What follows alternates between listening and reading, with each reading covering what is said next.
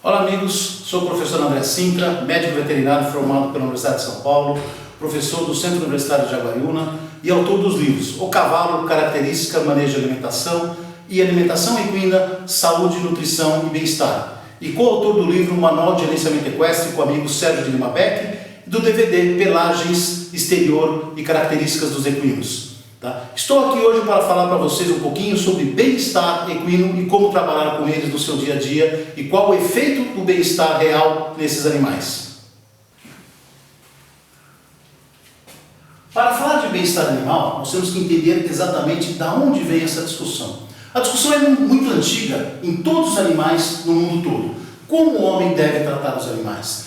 Em 1975 foi criado o relatório Bramble, na Inglaterra, que começou a discussão muito mais profunda sobre isso, como cientificar o que é bem-estar animal. E em 1992, o Conselho de Bem-Estar dos Animais do Reino Unido promulgou o que nós chamamos hoje das 5 liberdades. Se você quer saber se seu animal está em bem-estar rico, você tem que pensar o seguinte: eu respeito as 5 liberdades, aí sim eu vou ter um bem-estar rico no meu animal. E observe que bem-estar é do ponto de vista animal e não apenas do ponto de vista humano. As 5 liberdades são livres de fome e sede, livres de desconforto, livres de medo e estresse, livres de dor, lesões e doença, livres para expressar seu comportamento natural.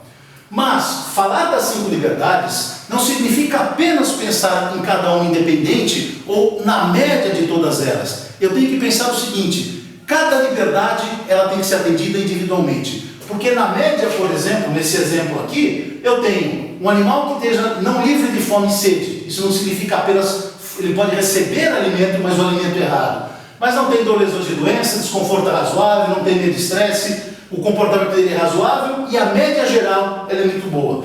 Então esse animal está em condições de bem-estar rico. Não. Se ele tem um problema em uma das liberdades, ele não está em condições de bem-estar rico. Alguma coisa está sendo afetada.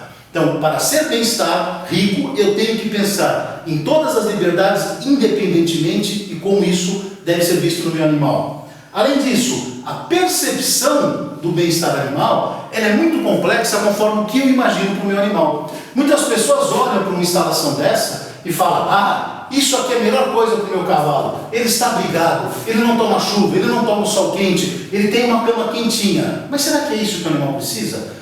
Isso aqui, o animal está em liberdade, está no sol quente, toma chuva, coitadinho do cavalo. E em ambos os casos, existem condições de bem-estar muito bem atendidas e condições de bem-estar não tão bem atendidas. Aqui eu tenho um animal em companhia um do outro, nesse local inclusive, eles respeitam muito o bem-estar, porque eles soltam os cavalos 3 a 4 horas por dia, então existe uma convivência perfeita. E mesmo nesse local que não tem o que comer aqui, toda a alimentação ela é fornecida no posto pelo animal.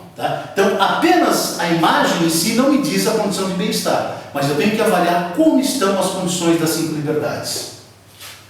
Em um estudo feito na Inglaterra, em 2003, do Way e colaboradores, eles foram observar a diferença da percepção do proprietário, do criador de gado de leite, e a realidade em claudicação, que é um problema real nessas propriedades. Eles observaram que cerca de 5% da estimativa do fazendeiro, ele avaliava que apenas 5% tinha claudicação.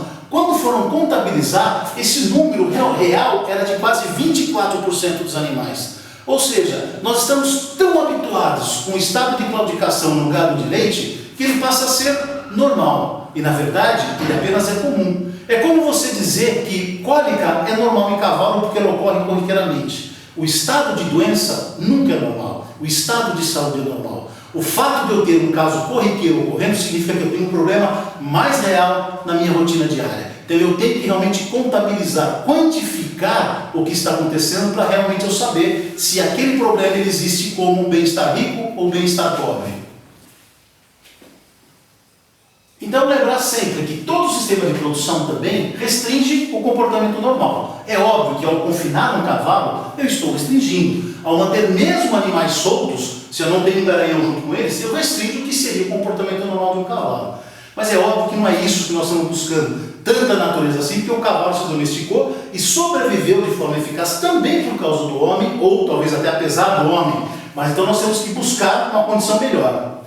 Para fazer isso, saber se eu tenho condições melhor no meu cavalo, no meu dia a dia, eu vou trabalhar com o que nós chamamos de entradas e saídas de bem-estar animal. O que são as entradas? Aquilo que eu faço no meu animal. Então, por exemplo, a mão de obra, a forma como eu manuseio meu cavalo, a forma como eu treino o meu cavalo, o ambiente, por exemplo, instalações, alimentação, o próprio animal, ou seja, no estado fisiológico dele, se ele está em crescimento, um animal de gestação, um animal em reprodução, e o que é feito com ele, e vou observar, medir nos animais as saídas de bem-estar animal. Como está a produtividade dele? É um animal que cresceu? É um animal que gestou bem? É um animal que está produzindo bem? Como está o seu comportamento?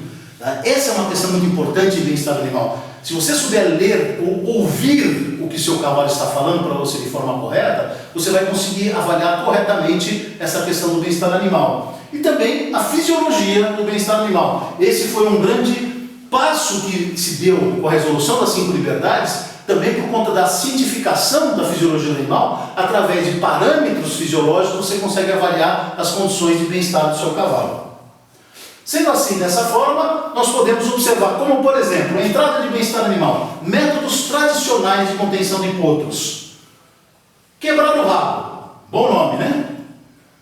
Orelhar, focinhar, simulando um cachimbo, paletear o animal. Todos métodos que têm que ser evitados, porque submetem o animal ao medo e ao estresse e vão comprometer isso no futuro. Mas como conter um potro então? Simplesmente trabalhando com um profissional que saiba trabalhar com esse animal da forma correta. Se eu pegar um potro desde o primeiro dia e contê-lo assim, esse potro vai crescer e eu não preciso de força. Observe aqui um adolescente de 13 e 14 anos contendo um potro sem força nenhuma. Esse potro gosta da presença do homem. Isso existe uma relação de bem-estar. Então, mais importante do que um profissional é a pessoa que manuseia o cavalo gostar deste cavalo para que possa prover um bem-estar rico para esse animal.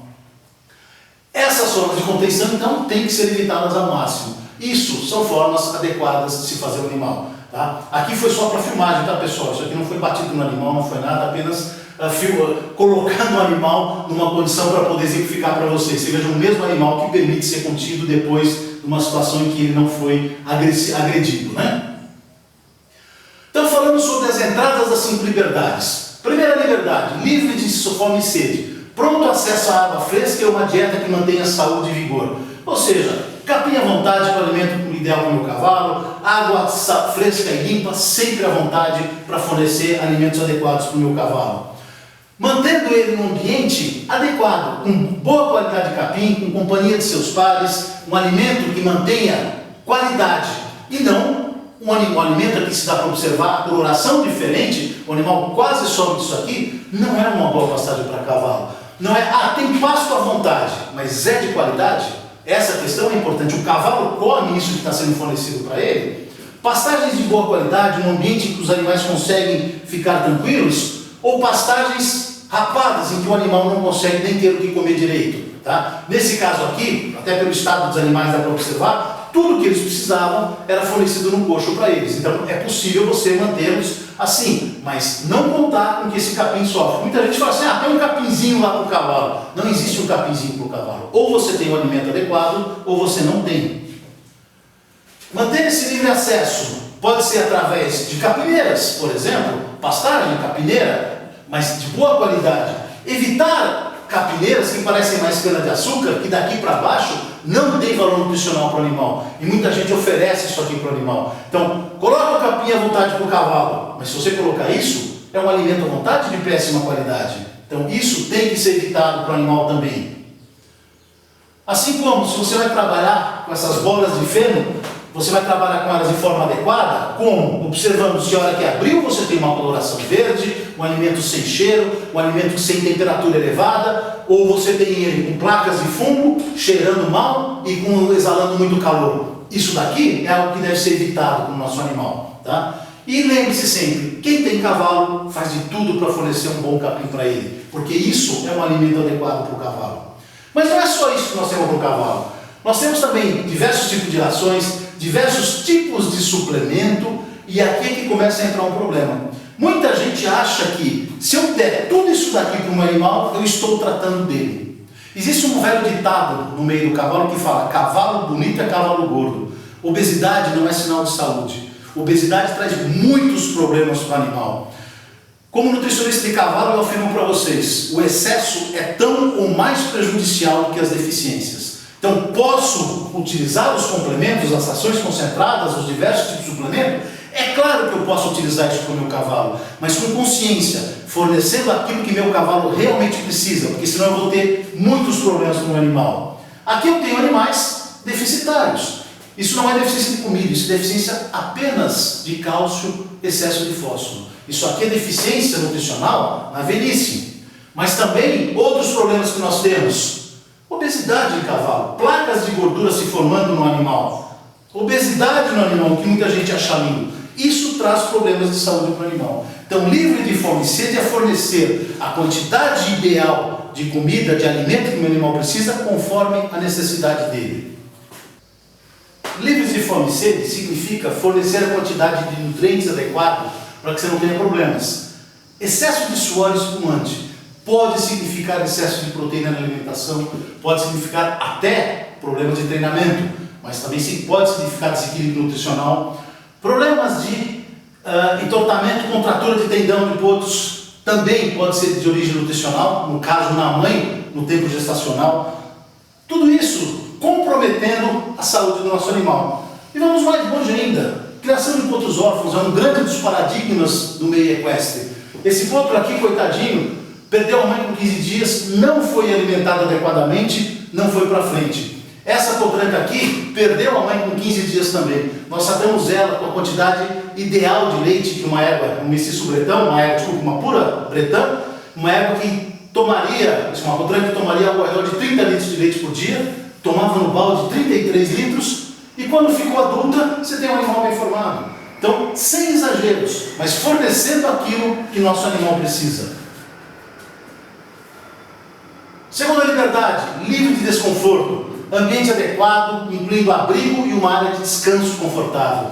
Lembrando que esse abrigo é para o cavalo. Ele não está buscando uma casa de 2 andares com ar-condicionado, ventilador, etc. Um abrigo pode ser uma árvore, desde que esteja com outros animais próximos, pode ser um sombrite no meio do piquete, apenas algo que possa parar uma chuva muito forte, que ele possa se abrigar numa eventualidade, se ele quiser, do sol muito forte.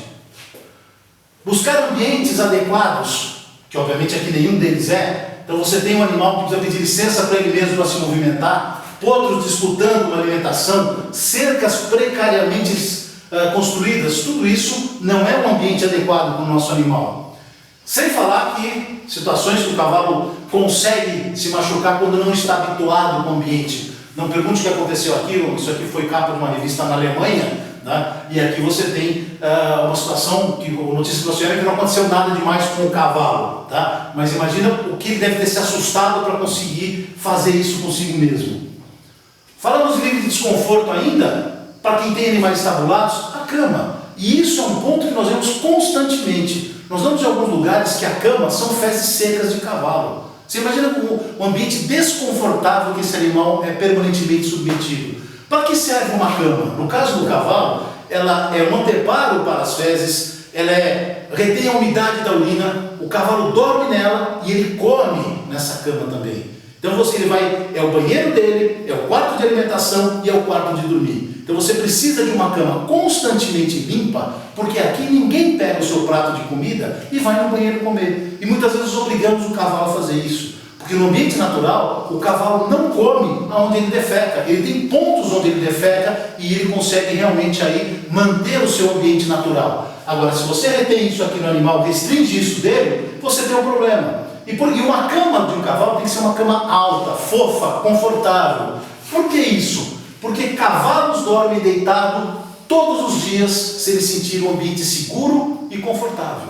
Nesse ambiente seguro e confortável, ele vai dormir em decúbito lateral completo em torno de 10 a 15 minutos por dia, em decúbito external 15, 20, 30 minutos por dia. Mas ele só vai se deitar se o ambiente for confortável, se ele estiver esgotado. Então você vai esperar o seu cavalo esgotar para permitir que ele se deite, ou manter um ambiente confortável, onde você alivia inclusive o estresse desse animal.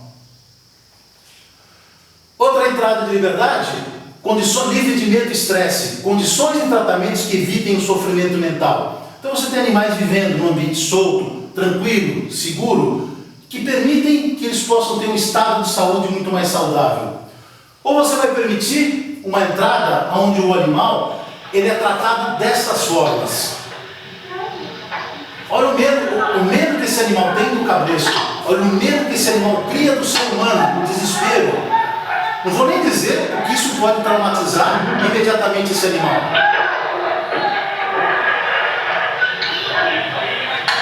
Mas o que esperar de um potro desse para se tornar um cavalo adulto? Aí a gente ouve muito por aí, aquele cavalo é maldoso. Ora, o cavalo criado nessas condições é maldoso ou ele está reagindo a uma situação de medo e estresse que ele passou na infância toda? Observe, 2, 4, 6 pessoas para lidar com um único potro. Será que precisa disso? Mais uma situação que pode comprometer o meu animal. Laço é uma coisa que não deveria ser utilizada, deveria ser banida da face da terra para se lidar com o cavalo. Não há necessidade disso.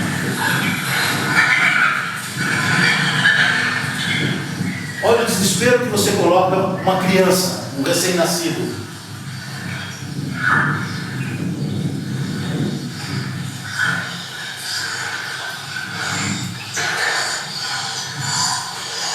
Muitas vezes a pessoa fala isso porque eu não tenho tempo para mexer com meus cavalos.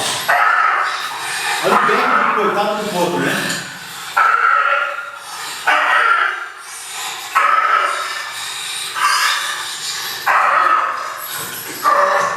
Dói no coração você ouvir isso. Uma criança pedindo socorro, você não pode fazer nada. Tudo para curar um bico de um animal.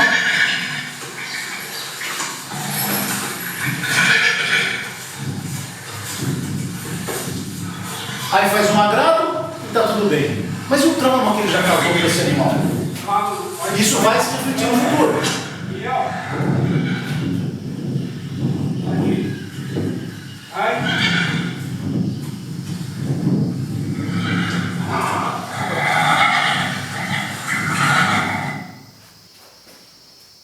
Nessas condições, se você trabalha com um animal em que você agride ele enquanto você está treinando, o que você ensina ao cavalo? Isso aqui é uma doma, entre aspas, tradicional. Tá? Eu odeio a palavra tradicional porque a tradição parece uma coisa boa, isso é uma tradição horrível. O que você quer numa doma? Que o cavalo pare de pular. Quando o cavalo para, o que o cara faz? Bate no cavalo. Qual seria a reação esperada do cavalo? Vai ficar agressivo. É claro que na continuidade do vídeo não é o mesmo cavalo, mas é uma situação que você pode esperar. Se ele ensinou o cavalo a bater, é isso que ele está fazendo. Então, se você ensina do jeito errado, a reação do cavalo vai ser agressiva. Então, esse é o problema das entradas e saídas. Isso é uma saída ruim quando você tem uma entrada ruim. Quando você tem entradas ruins, você tem saídas ruins. Cavalos com vícios comportamentais por excesso de confinamento, cavalos que agridem o ser humano. Eu tenho visto muita gente falar o seguinte: aquele cavalo é mau, aquele cavalo é não sei o que lá, aquele cavalo tem índole ruim. Sinceramente, eu nunca vi um cavalo com índole ruim, eu nunca vi um cavalo mau. Eu vi cavalos mais difíceis de serem lidados. Esses cavalos, alguns estudos têm comprovado que seriam cavalos que estariam no topo da hierarquia de liderança. Ora, por que eu consigo uma convivência boa com o meu cavalo? Porque eu exerço uma liderança sobre ele. E como é que eu faço para liderar alguém que é líder? Sendo mais eficiente do que ele. Então esses cavalos mais difíceis de serem manuseados são cavalos de liderança. Então eu preciso provar para o líder que eu sou mais eficaz do que ele. E isso sim é que faz com que eu tenha um relacionamento melhor com o meu cavalo. Não é na agressividade, não é batendo muito mais no cavalo. Esse é o caminho mais curto, mas é o caminho que traz mais complicações, porque a reação do meu animal um dia pode ser muito mais complicada. E eu tenho o sentido inverso. Quando eu tenho uma entrada boa, onde eu tenho um manuseio adequado de um animal, e aqui observando um adolescente ensinando um potro de 5 meses a cabrejar pela primeira vez. Esse potro nunca tinha sido colocado um cabresto na cabeça dele. 5 meses de idade, mas ele já tinha convivência com o ser humano. 1 minuto e meio para uma pessoa conseguir fazer esse cavalo andar no cabresto. Isso é metodologia de aprendizado, reforçamento negativo. Então eu consigo fazer isso em que o potro siga uma pessoa. Lembra do outro vídeo? 6 pessoas para conseguir derrubar um potro. O outro cara laçando um potro, jogando no chão para curar o umbigo. Esse potro nunca foi castigado. E só com 5 meses nós colocamos o cabresto nele. E ele vem muito rapidamente na mão da pessoa. Tá? Então, observa, primeira vez ele veio. Segunda vez ele está aprendendo ainda. Ele refuta um pouco. Ele vai brigar, é o normal de todo aprendizado, mas observa que a briga dele não é um cabo de guerra. Ele não está fugindo com agressividade. Ele veio rapidamente para a mão da pessoa. Observa o terceiro estímulo, imediatamente, sem edição, nesse filme. Em que você puxa, agora ele entendeu o que nós queremos. Puxou, imediatamente ele veio atrás. Então, o que eu vou esperar de um animal desse? Ora, quando eu tenho uma doma adequada, quando eu tenho um processo de entrada em que meu animal ele não é agredido, mas sim ele é trabalhado da forma comportamental, onde eu busco conquistar esse animal, a reação que eu tenho desse animal sempre é positiva. Novamente, na sequência, não é o mesmo cavalo, mas a metodologia de uso, ou seja, de respeito às necessidades do meu animal, ela é muito semelhante. Então eu consigo ter uma reatividade diferente. Lembra daquele cavalo que ele era chicoteado para parar de pular? Esse aqui não foi chicoteado, foi pressionado, ele se aproxima do ser humano. O outro, na sequência do cavalo, ele dava um coice na cabeça do cavaleiro. Observa na sequência desse vídeo aqui o que você obtém. É um cavalo, no caso da sequência do vídeo, é um cavalo para o sangue inglês, que veio de corrida e foi para o salto, é um cavalo um pouco mais difícil de se lidar. Em 3 meses, uma adolescente que sabe montar adequadamente o cavalo, monta no cavalo em pelo, sem bocadura, sem cabeçada, e o cavalo faz transição, o cavalo recua, o cavalo obedece aos comandos, simplesmente porque ele quer obedecer. Ele submete-se à liderança de quem está em cima, porque existe um respeito. Ele não tem medo, ele não está estressado. Isso significa livre de medo e estresse. A quarta liberdade, livre de dor, lesões e doenças. Essa, por incrível que pareça, apesar de demonstrar ser a liberdade que nós mais nos preocupamos, é aquela que mais tem afetado os nossos animais. Além de animais magros, cólicas. A doença que mais mata cavalo no mundo é a cólica. E eu afirmo para vocês que pelo menos 99% das cólicas de cavalos são evitáveis. 99% das cólicas de cavalo são erros de manejo. E quem maneja os cavalos? Nós. Nós, aqueles que amamos nossos cavalos, sujeitamos nossos cavalos a uma doença que muitos chamam de normal. E ela apenas é comum, por erros de manejo. Então vejam onde nós chegamos. Mas não é apenas doenças, dores, uso do chicote. Eu adoro essa imagem que eu achei na internet e que corre por aí em termos de bem-estar animal. Será que dói o chicote no cavalo? Muita gente diz que não dói. Tá? Muita gente levanta essa questão de o cavalo mal sente o chicote. É verdade. Estudos hoje comprovam que o cavalo mal sente o uso do chicote. Na verdade, ele não sente o uso do chicote quando ele está com a adrenalina elevada. Mas ele sente a dor muscular depois que para a competição. Por isso que muitos cavalos se estressam e se recusam a entrar no partidor, se recusam a entrar numa pista. Tá? E um vídeo publicado pelo Novzorov, está disponível na internet, mostrando as lesões que causam o uso do chicote em cavalo. Tá? Muito comum esse chicote corretivo, que na verdade é punitivo, não existe uma correção correta, porque uma correção, quando você corrige, você quer um aprendizado, e aqui você quer apenas uma resposta. A pergunta é, será que o uso do chicote dói? Olha lesões observadas em músculos de cavalos, em necrópsia pós-competições de cavalos que foram eutanasiados em prova por N motivos. Olha o que causa no músculo. Será que tinha só dor ou tem um problema real aqui? Tá? Tem também esses estudos que eu falei que mostram que o cavalo não sente a dor, eles comprovam que o cavalo não diminui o tempo dele de corrida em nem 1/1000 segundo por causa do chicote, porque eles não sentem. Então vem a pergunta, por que usar o chicote? Porque o ser humano está acostumado. Ora, bem-estar animal fala, não é pelo ponto de vista humano, é pelo ponto de vista animal. Nenhum tipo de chicote pode ser utilizado, porque as lesões são extremamente graves. Mas será só chicote? Isso. Tá? Essas esporas muito comuns em diversas provas, até são muito agressivas, a gente observa, puxa vida, isso realmente tem que ser proibido. Mas, novamente, não é uma arma que mata, é quem faz o uso da arma que mata. Então, mesmo esporas sem roseta ou com roseta pequena, se forem mal utilizadas, podem lesionar o cavalo. Observa aqui o grau de hematoma que tem pelo mau uso. A espora pode ser bem utilizada? Pode, mas o mau uso dela compromete a saúde do animal. Não vou nem falar nada disso aqui, acho que uma imagem fala mais do que 1000 palavras, né? Embocaduras. Muita gente quer que o cavalo descontraia, ceda a nuca. Um cavalo desse não está cedendo a nuca. Tá? Ele está encurvando o pescoço porque ele tem dor. Observe a expressão do olhar desses animais, o quanto eles demonstram essa questão de dor.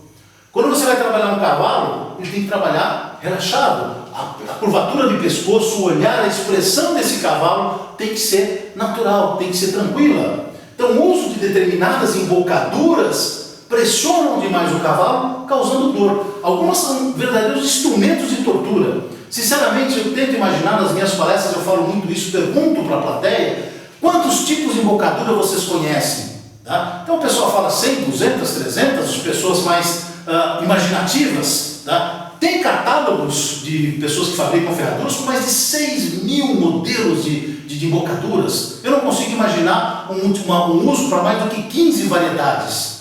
A questão é, quando eu não consigo controlar meu cavalo, ao invés de eu ir aprender a controlá-lo com o uso correto da minha mão, do meu assento, das minhas pernas, eu vou lá e uso uma embocadura mais forte, até meu cavalo deixar de responder pela dor. Mas isso não é algo saudável para o animal, isso é algo que deve ser evitado.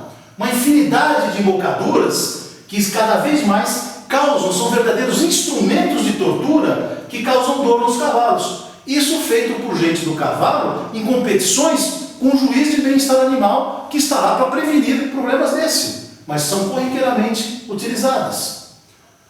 E claro, observe o grau de lesão que se causa o mau uso dessas embocaduras. Tá? O animal para de ser sensível quando você usa isso. Você tem que usar uma embocadura muito mais pesada. Apenas a título de referência, o que seria uma comissura labial normal de um cavalo. E vamos um pouquinho mais longe. Lesões como essa são mais comuns do que a gente pensa. Pessoas que usam bridões torcidos e dão tranco na boca do cavalo lesionam, muitas vezes permanentemente, a embocadura de um cavalo. E isso é muito comprometedor.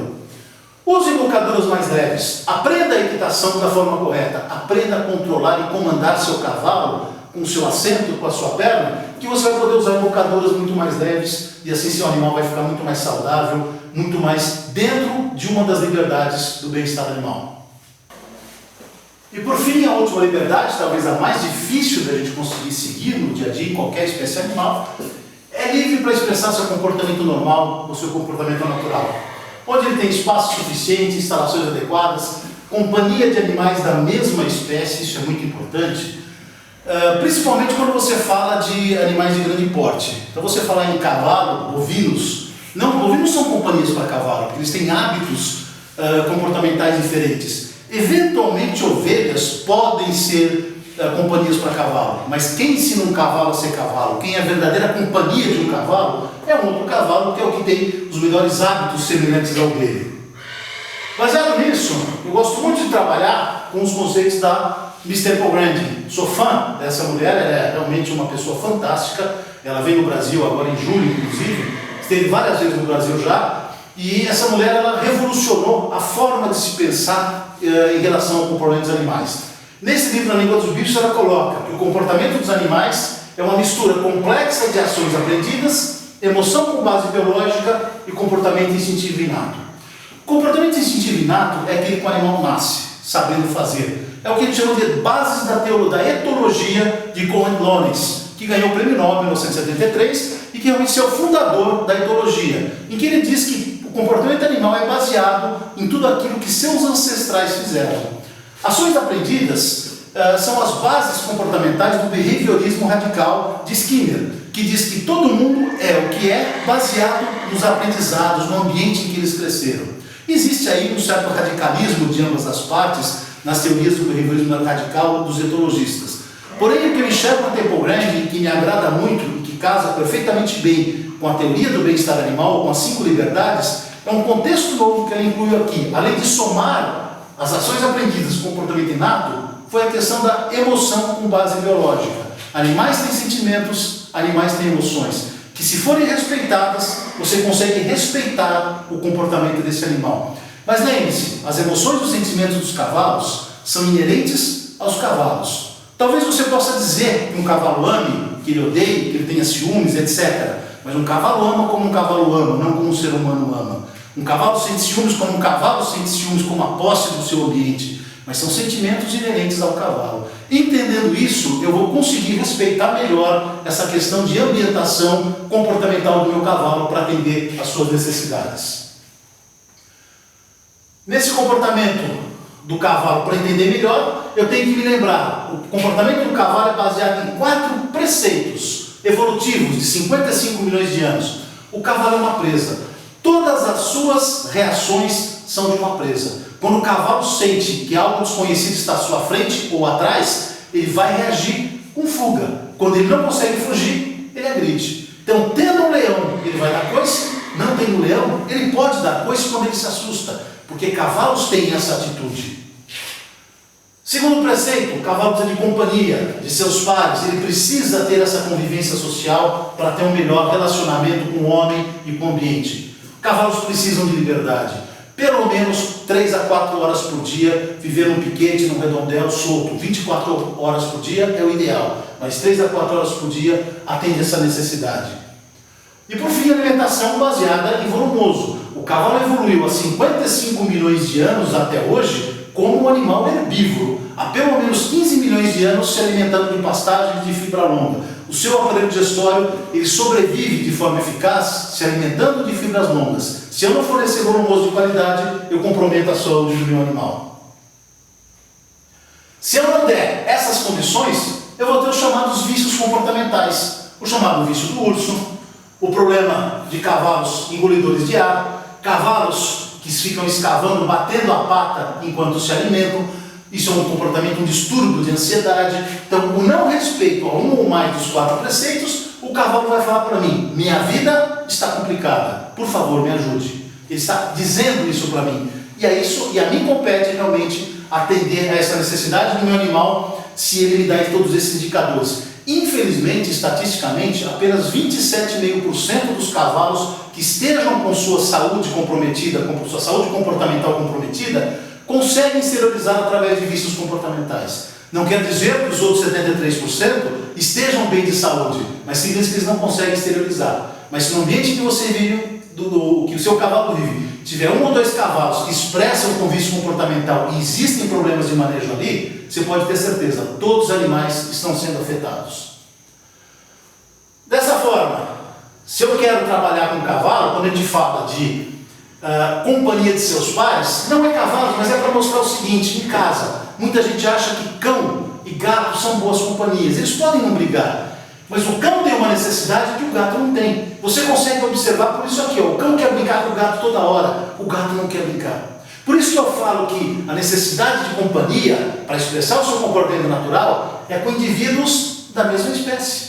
Tá? Então, se um cachorro quer brincar, ele vai ter que brincar com outro cão. Se um gato quer brincar, o ideal é que ele brinque com outro gato, porque as necessidades das espécies são diferentes. E no fim você acaba deixando uma espécie frustrada se você busca essa convivência.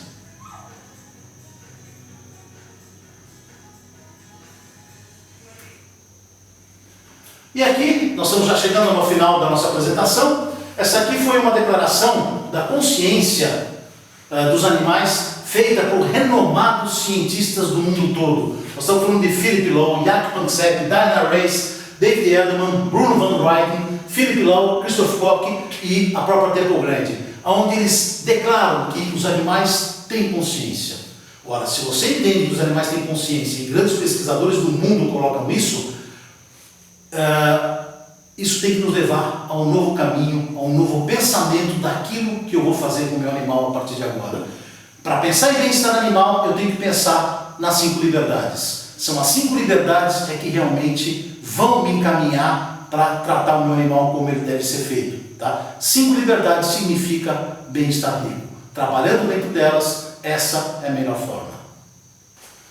No respeito às 5 liberdades, isso aqui é um exemplo do que nós fazemos com nossos animais. Nós começamos a trabalhar no primeiro dia de vida desse animal. Essa aqui é a Gypsy, uma potranca que nasceu há 8 anos atrás, filha de uma égua puro sangue árabe com lusitano. Nós começamos a manusear o cavalo aqui. Cria-se um vínculo ser humano-cavalo. Insisto, 7 dias de idade, nunca foi cabresteada. Existe um respeito do cavalo pelo ser humano. Isso é uma entrada benéfica de bem-estar animal. Qual a saída que eu espero? Simplesmente isso. Quando o cavalo se torna adulto, aqui é a Gypsy com 4 anos, tá? Você tem esse animal aqui. Isso aqui foi depois de 2 meses dela sendo montada. A Camila, que é minha filha, que domou essa égua sem nunca ter feito um curso de doma, apenas trabalhou comportamentalmente o cavalo, baseado numa equitação correta, e você tem um animal calmo, um animal tranquilo, totalmente diferente de muitos animais que nós vemos por aí. Simplesmente um animal que respeita o ser humano que está em cima dele. Relacionamento, esse animal vive em bem-estar animal. Tá? Um bem-estar rico, um bem-estar saudável. Tá? Essa égua está com 8 anos hoje e esse relacionamento se perdura cada vez mais, uma égua bastante positiva nesse relacionamento com o ser humano. Eu observo a tranquilidade dessa égua e o respeito que ela tem para o ser humano, simplesmente com uma cordinha no pescoço agora. Tá? Isso há 4 anos atrás, né? E para a gente poder encerrar, o pensamento do Webster, que é um pesquisador inglês, que fala que do ponto de vista dos animais, não importa o que pensamos ou sentimos, mas o que fazemos. Não adianta dizer que eu sinto dó do animal, eu penso em fazer alguma coisa, mas o que você faz efetivamente para respeitar o bem-estar animal, pensando agora nas 5 liberdades. E por hoje é isso, pessoal. Espero que vocês tenham gostado dessa mensagem que nós passamos para vocês, do que é bem-estar animal e como nós devemos buscar tratar melhor nossos animais do ponto de vista animal. Nos vemos numa próxima oportunidade.